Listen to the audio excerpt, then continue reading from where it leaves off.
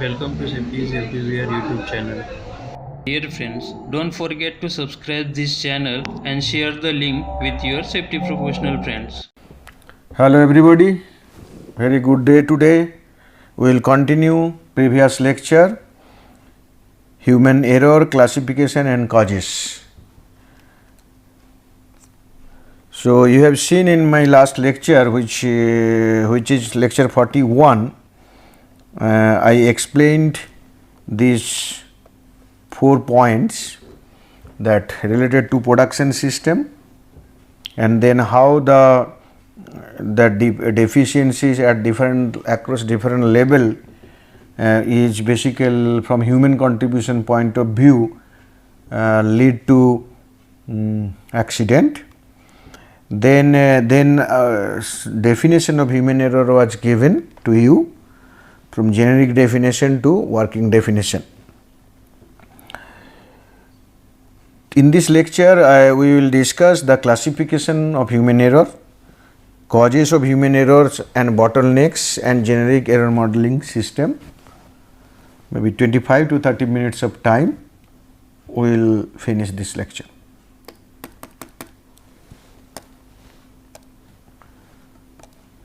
So if you recall that in the last class I stopped by giving this example. I said that there is stimulus, and then the operator function is there, and finally accordingly based on stimulus, operator function ultimately decide the actions, which is basically responses. And accordingly we have discussed error in information, error in instruction, error in organization or decision process, and error in operation. And with reference to this example we have seen. Now I will carry forward this example further, and we will see some more issues, particularly from classification point of view.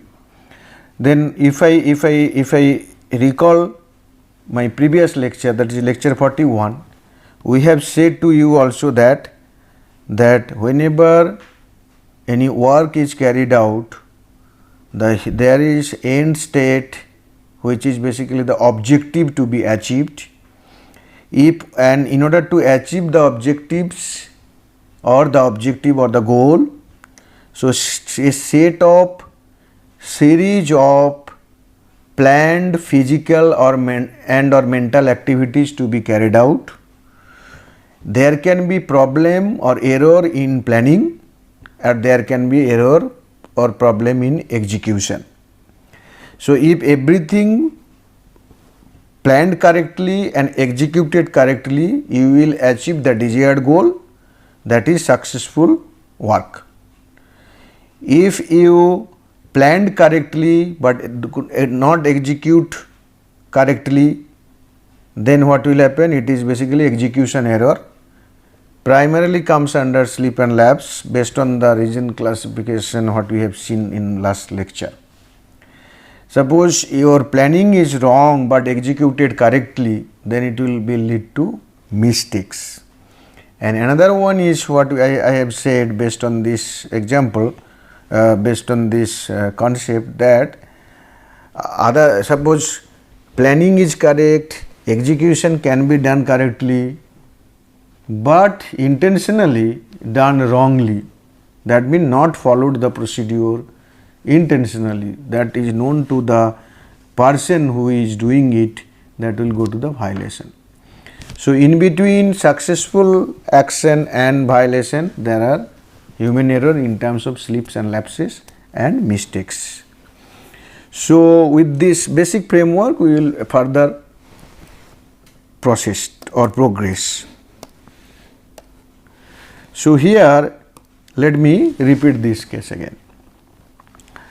So you have seen in the accident precursor in the last class, I said that based on reason, this is also we have taken from reason 1990 book.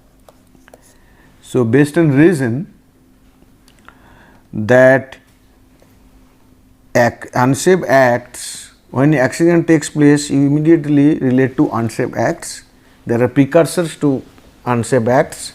Then these precursors are again a result of line management deficiencies, and line management deficiencies also are influenced by the decision makers deficiencies or fallible decisions. Okay.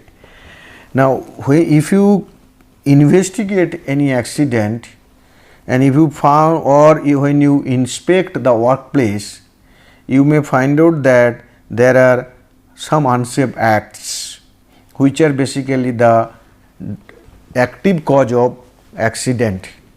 Okay. So, the unsafe act can be unintended actions, can be intended actions. As I told you, the intended one comes under violation. So, SOP is created so that the people know that what to be done, when to be done, how to be done, all those things are there.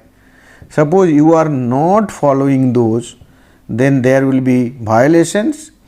SOP is violated, it may be routine violation, exceptional violations, act or of sabotage, etc. So that means one and violations. So when it is unintended, unsafe act is unintended.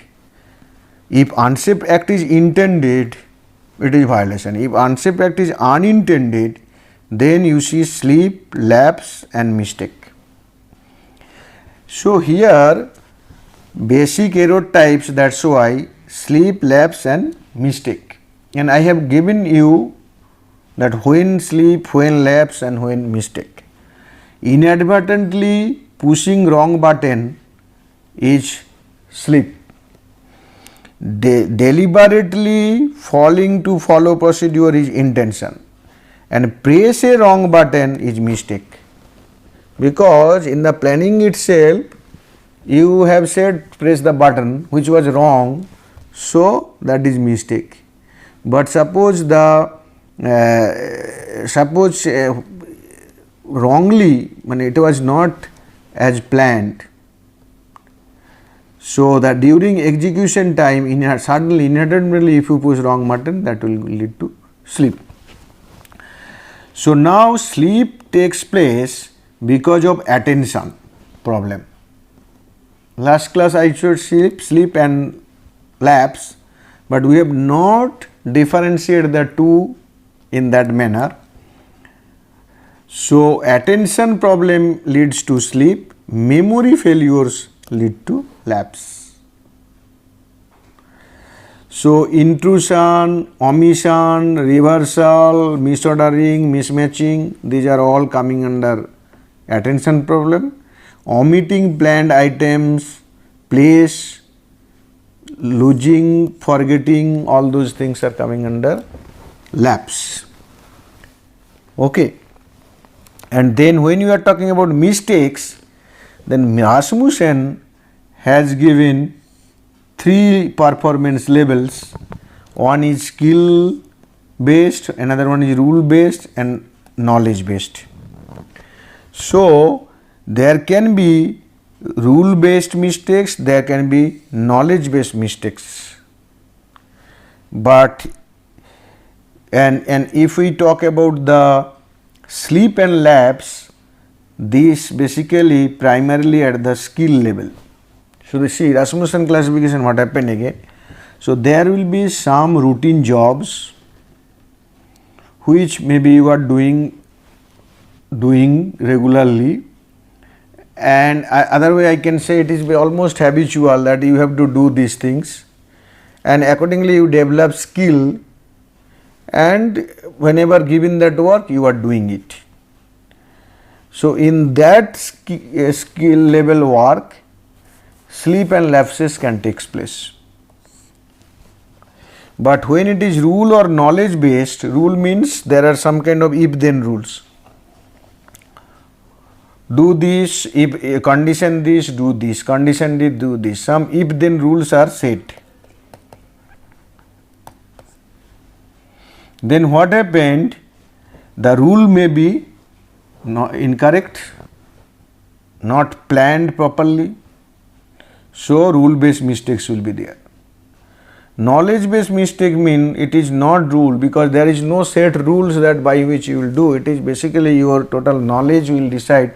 Given the situation, you process based on your experience and knowledge and take decision and do the and take actions.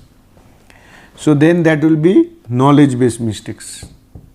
So if I say decision maker, line management, they are primarily will be the knowledge based mistakes. Okay, so maybe the supervisor or at the line management, means line management level, there can be rule based mistake also. But a worker level, there can be rule, skill or there may be primarily skill based work. Now a rule based work, if you do suppose a particular work with the same set of rules you are doing several years, so then finally it will be converted to skill. Okay, so that's why not only the sleep, lapse and mistake, you also require to know whether the activity is a skill based activity or rule based activity or knowledge based activity. And then that means first level task classify skill based task, rule based task, knowledge based task, and then see that what kind of error that occurs. If it is skill based, usually slip and lapse will be occurring. If it is rule based or knowledge based, there will be mistakes and violations, you know. Okay.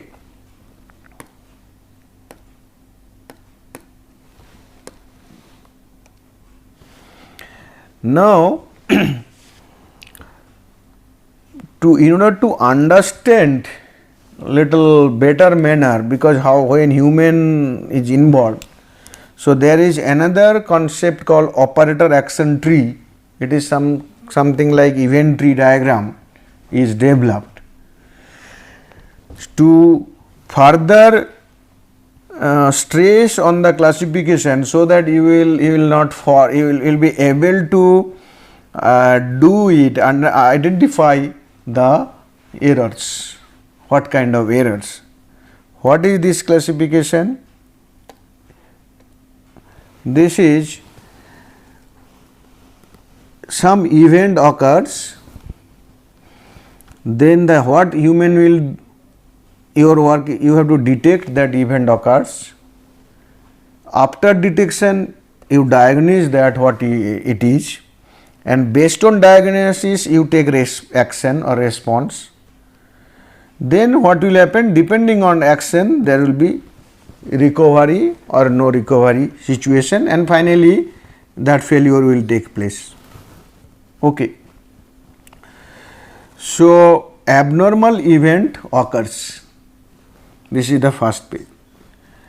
For example, power transmission failure, loss of water to heat exchanger, in our case overpressure condition in the pressure tank example. So how do you know abnormal? In event occurs, suppose alarm sounds,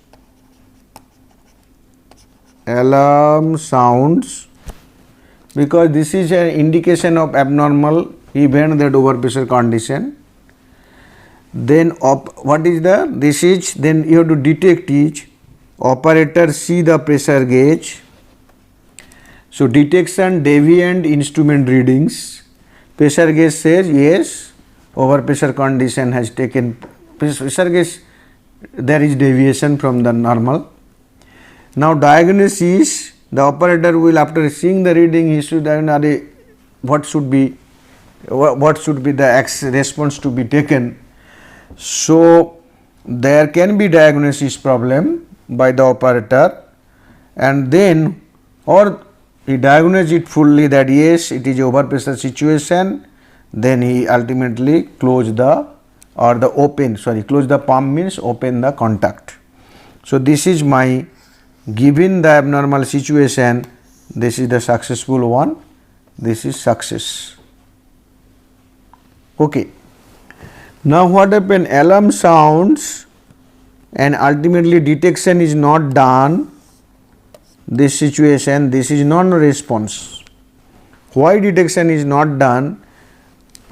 That that depend whether it is non-response, it is because of violation or because of any mistake, but ultimately these are the things to be done. So in between you find out there is mistake, there is slip and lapse, okay, and another term we will be using here which is recover. So what is diagnosis? Diagnosis is assess the situation, identify planned response and determine actions. So what diagnosis it will be? Pressure gauge shows that it is basically beyond the limit. Okay. So what diagnosis that mean diagnosis means you have to open the contact. Suppose operator failed to open the contact because he thought that operator will be timed out soon, and whatever excess pressure is there that will be released by relief valve. Okay, that situation may happen. So what happened when the diagnosis is successful but the action was not taken? Means contact was not made open. So in that case, if relief valve works, pressure will be released, and suppose timer at that time also get disconnected, then recovered. But if that will not happen, ultimately lead to overpressure situation, and which ultimately maybe after some time it will lead to tank rupture. But this is, that means actually recovery has taken place even though wrong action is taken place. Another one, wrong actions, no recovery, that is slip and lapse. So let me repeat again. If first is alarm sounds, pressure gauge, alarm, pressure gauge successful, diagnosis successful, then response is contact open, success. So here response or diagnosis successful, contact is not open, that means action is not taken correctly. So in that case what happened, if relief valve works, timer timed out also maybe within that minutes, then recovery. Another one, action not taken, no recovery,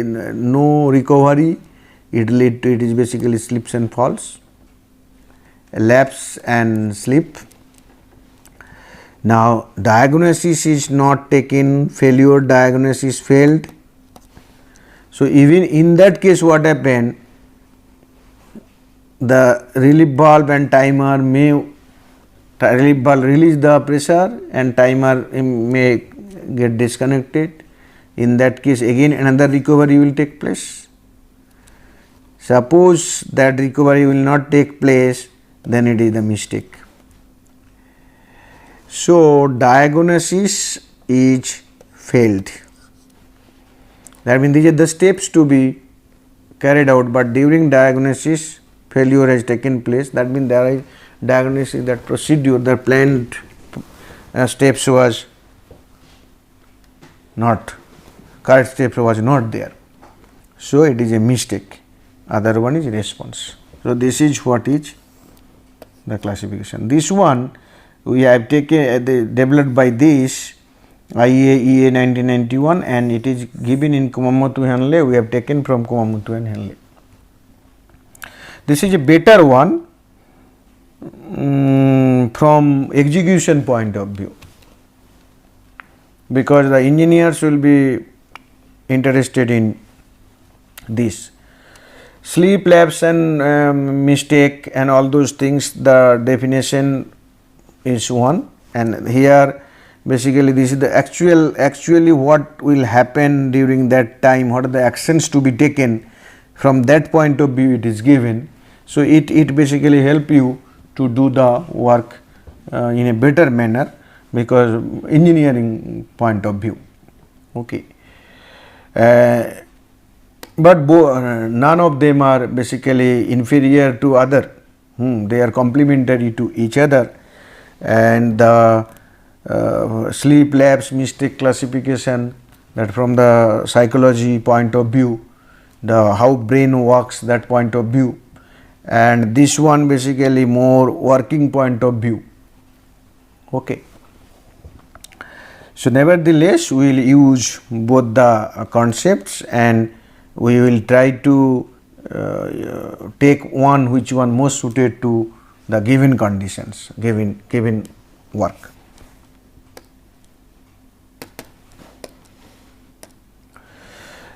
Then I will come to that why these kind of errors occur. Broadly, individual, organization and safety culture are responsible for this. Now, what are the individual factors, what are the organization factor, how safety culture will ultimately lead to this kind of errors or erroneous situations, that there are a lot of literature available, and you will find out a plenty of factors in many, in fact in performance we will be discussing later performance shaping factors. So, there we will discuss further. Here basically that from, as we are dealing more on that sleep, lapse, mistakes, those point of view. So, we will discuss little bit of brain bottlenecks here. This one I have taken from this book Kumamoto and Henley, and there they have basically given the human and computer analogy, that there is short memory, long term memory. So, there is old CPU and new CPU. CPU means central processing unit, and new CPU is basically the short term memory, and there it is given that the new CPU is the problematic one, and it creates lot of problem, means from the human error occurrence point of view it has the maximum contribution. Okay. So, in then they have described the brain bottlenecks. I will just read out the brain bottlenecks here, because it is impossible to give each and every case the example, but these descriptions are simple. So, you will be able to understand it, and given a case you just find out what actually happened and accordingly take the actions. First one is shortcut, that is brain bottleneck. What does it mean? Simplification of things to reduce workload. For example, I can tell you, suppose when alarm sounds, the operator see the pressure gauge and then contact should be opened. Suppose this is the SOP. So, and you think that okay, why should I see the pressure gauge, alarm sounds? So, obviously there is over pressure, then you open the contact. So, what will happen? Ultimately tank will be charged with gas, but below the desired level of pressure. Then procedural step or system element irrelevant to execution of task are discarded. System element irrelevant to execution of task are discarded. So, okay, some steps, some elements may apparently maybe you are thinking that it is not relevant. So, you started discarding because to save time. Protection devices or safety related procedures are always neglected. You assume that okay, protection is there, it is working. For example, in case of burn injury, so there is one that mitigation mechanism is, there will be the shower. So, immediately the person, any kind of burn, you will be put under the shower, and this is a protection device. Or let it be the working near the welding machine, so the eye protection. So, many a times what happened, those protection devices and these are neglected. So that ultimately then resulting into safety problems. So shortcut is one of the brain bottleneck we use to do it. Second one is perseverance, believing an explanation that fits the current situation. Okay, that fits the current situation. So given a situation, you have several explanation, but you believe, you have a particular belief. Okay, the student, suppose the student is absent to the class, then you as a teacher, if you believe that he was definitely sleeping, and then accordingly you take actions, but actually it may be a medical reason, because he is not feeling good, but even though he has come to the class. So that means other possible reasons you will forget, you will simply believe that this explanation fits several times, so it is the explanation. That is basically perseverance. Third one is task fixation. People preoccupied with one particular task because of task prioritization leads to ignorance of other important tasks. So, so that it is, as I told you, that the entire end goal objective will be achieved only when you will basically do all the task. Activities given to you. Task can be further broken down into activities also. Now what I mean, but you like some task, or you give priority to that task, and you start doing that one what you like, or what you, and accordingly you prioritize. So and then you neglect the other important tasks. So ultimately that also lead to your human error. Then alteration. Engineer constantly changes decision while basic information is not changing, which leads to unavailability of systematic responses. This is an interesting one. Please see, you are not getting the suppose desired result, you change decision while basic information is not changing. You have not collected any further information. You are taking decision based on previous or old information, and you are again changing it without collecting other information. So what will happen? Ultimately you will land into wrong decision making.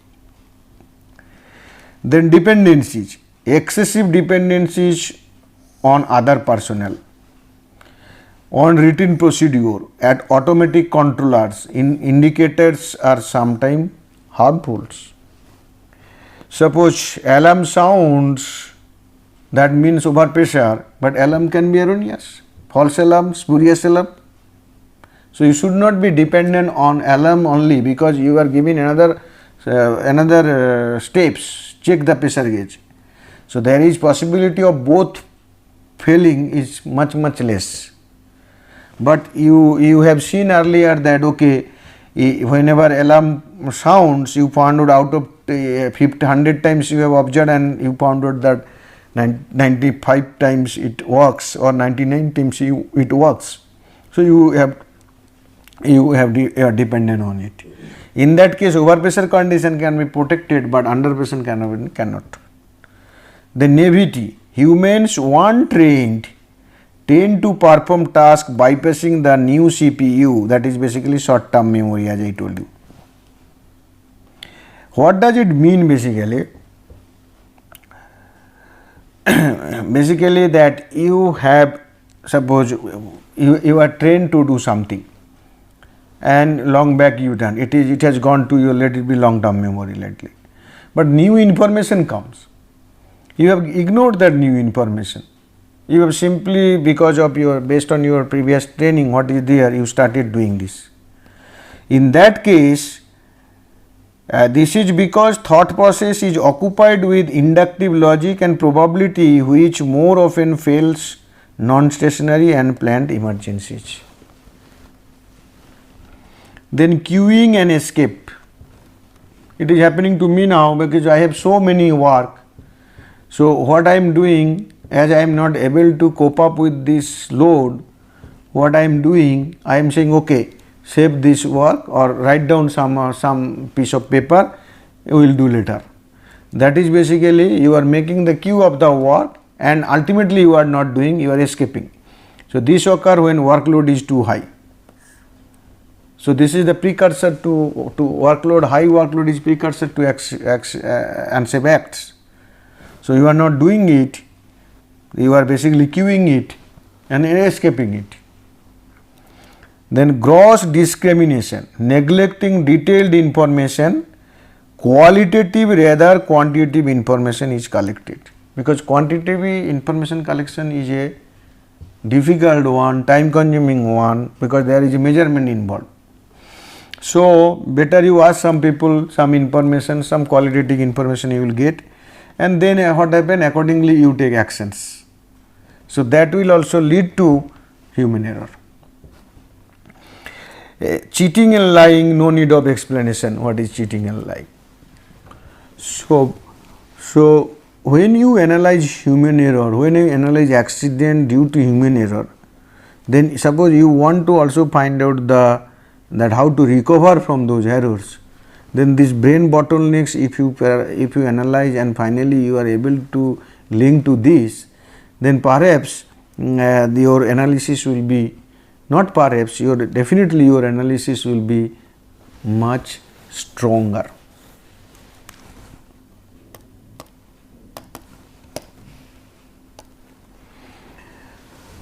Then another important classification here, that is in terms of error tendencies, which is basically given by Reason 1998, that he found out that what are the how human proneness to error, that is the tendency to commit error. Similarity bias. Similarity bias, we used to face this problem, because if we find that similar situation and which can be explained with earlier case, some matching is possible, then we consider that okay, so this is the reason. So but it may not be the reason may be something different. So when we basically diagnose something, that as soon as we get some matching with the previous experience, we say yes, this is the case.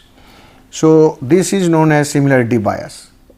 Frequency bias is which happens many a times. Suppose we match with how many times that the similar situation occur. If the highest probability one we will consider. So it may be the case, a unique case, which is not having any previous occurrences. So in that case you will face problem. This is basically the pattern matching. First one is pattern matching, second one is highest probability, high frequency, third one is bounded rationality. People have only limited mental resources for diagnosis. Because of this, because you given a situation, I will ask you, if we said that okay, you tell what are the possible ways it can happen, and you will find out that after one or two you have nothing more to say why it is happened. There are some people who can tell 10 different ways that this may happen, but there are many who basically after one or two your that memory, that means resource is exhausted. That means that is bounded rationality. You are rational, but your knowledge, your mental process, diagnosis process, your resource, total resource is limited. Imperfect rationality. People rarely make diagnosis according to statistical decision theory, logic, etc. Okay. And in fact, if you try to tell that okay, what is the evidence, then people will say everything cannot be judged by evidence. This happens like this. You prove imperfect irrational thing to rational also sometimes. Then reluctant rationality. People perform diagnosis that minimizes conscious thinking. You don't want to tax your brain. Why unnecessarily putting lot of things in the brain and when you are diagnosis? So you want to minimize the cognitive load. So then that will be reluctant rationality. Incomplete and incorrect knowledge. So even if you see all the engineering that concepts, not concept, all the engineering application side, when we basically talk about many of the concepts we basically discussed. For example, elasticity, suppose we are behavior of, for example, roof fall. In underground mine, roof fall takes place. So the roof behavior, that one we want to judge, but we don't have complete knowledge of roof behavior. We have some theoretic theories like elastic model, elastoplastic model, but they are basically, they are not the exact reality, they are approximation of the reality. So approximation of the reality means there is incompleteness, incorrectness. So that also lead to human error.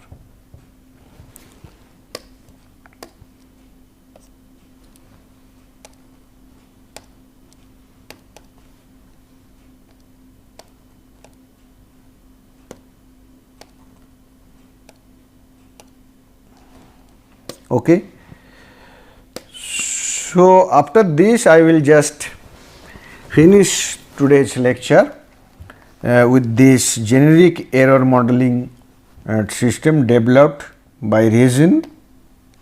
So in fact I have taken from his book Reason 1990. So here interestingly that the skill, knowledge and rule based task as well as the sleep lapse and mistake, that both are combined together, and then when it is skill based work, then sleep and sleep and mistake lapses can take place, rule based mistakes and knowledge based mistakes. So how do you basically model the human error with this classification, and when you say it is rule based mistake, when you say it is sleep and lapse, when you say it is knowledge based mistake.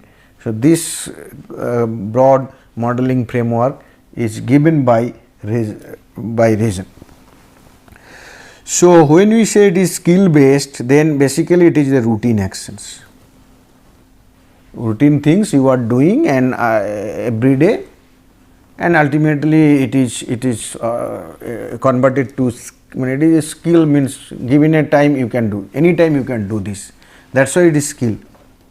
You have the skill, given that work you will be able to do it. And we have seen that in the skill based case, previously I have given you that there are two kinds of problem, one is attention problem, another one is memory problem. So given the routine action in familiar environment, then you are asking that attentional check on progress of actions. Is there attention problem? If it is, then it is okay or not. Okay. So attentional checks on progress of actions, is attentional check taken place? So if it is okay, then ultimately the goal state is there. So that means routine work, attention work and memory lapse of type of work, that you first check, and if the attention lapse, all those things takes place. So then you are understanding that attentional check on progress of action, yes, that okay. Then if it is not, that no, then what will happen? There is a problem. Means when you are not able to relate these routine actions with attention and lapse, memory problem. So then what is required? There is higher level problem. So this problem, when you analyze, consider local state information. Is the pattern familiar? If then rule is there, is the pattern familiar? So you analyze this with the local information, and are you able to find out some kind of patterns? If there is a pattern, then ultimately there will be some stored rules. Because of different patterns, rules are given. Okay, in fact, we have discussed safety ontology much earlier, where we have derived certain patterns. If this, then this, then this is going to happen. Suppose when you are analyzing, then you are able to find out that similar pattern. When your activities or task you are performing, you are able to find this pattern. Then you apply that rule. That rule, if the problem is solved, then you go to goal state. And after applying the rule, suppose the problem is not solved, then you again check the problem. Okay. Now, what will happen here when after analyzing the problem with local information, suppose you are finding out that there is no pattern. One is there is pattern, there is no pattern. So, when there is no pattern, no rule can be framed. So, it is a issue of knowledge base. So, then you recall, is there any other higher level analogy which can be applied here, and then some rule can be generated, some pattern can be identified. So, this lead to this.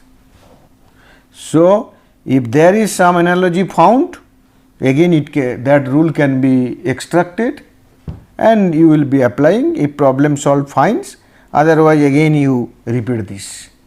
But suppose there is no higher level analogy which is available to you, so then you say none found, and in that case it is purely your knowledge will work. Revert to mental model of the problem space, analyze more abstract relation between structure and function, and then infer diagnosis, formulate corrective actions like this, and this is your ultimately this again is the problem solved. If not, go to problem and repeat this, and subsequent attempts, in between attempts will be there. Okay. Very abstract way I have described this without any proper case with this case, because this kind of case development is a time consuming task also, and our sole purpose is to give you this information, and with those information or those techniques or the modeling concept, you will be able to use it in future, and that is our belief and our expectation from you also.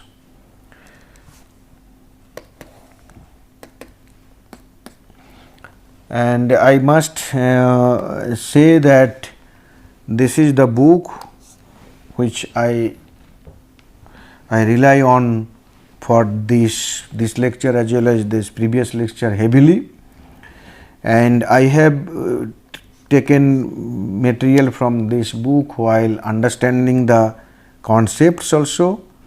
Then this is another that paper published in Reliability, which also we have used, and in addition I have read all those papers like Marvinderson, this book also, as well as our own paper from there also we have gathered some information. But mostly if you ask me, but that this present lecture as well as the previous lecture, I'll tell you that please go through this book, the relevant chapters, and go through this with the relevant chapter with this paper, and I hope that you will be able to understand the concepts and the theoretical underpinning what we have done here for human error. So, in next few classes we will go into more engineering way of understanding, identifying and quantifying human errors, and the psychological part is also very important when we are talking about human error. But we want to identify human error, quantify human error, and at the same time we want to prevent that human error should not occur, and we will more rely on the engineering intervention of engineering way of doing things, and accordingly we will also discuss human reliability analysis in some of the lectures.